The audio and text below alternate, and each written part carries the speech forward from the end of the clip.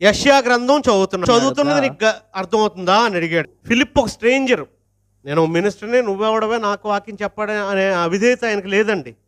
చదువుతుంది అర్థమవుతుందా అని అడిగాడు కాబట్టి ఈయన ప్రవక్త అయి ఉంటాడు. ఎవరైనా త్రోవ చూపుకుంటే నాకు ఎలా అర్థమవుతుంది అని అన్నాడండి. అర్థం ఏంటండి? అంటే వాక్యం వివరంగా చెప్పేవాడిని ఏమని సంబోధించాడండి? త్రోవ చూపేవాడు, నడిపించేవాడు అన్నారు. మీలో ఎవరైనా ఈ పారాగ్రాఫ్ నాకు అర్థం కాలేదు, ఈ పత్రిక నాకు అర్థం కాలేదు, ఈ సందర్భం నాకు అర్థం కాలేదు, ఈ వచనం నాకు అర్థం కాలేదని ఎవరైనా ఎప్పుడైనా అడిగారండి? సువార్థికుని కానీ వాక్యం తెలిసిన సహోదరుని కానీ అడిగారా?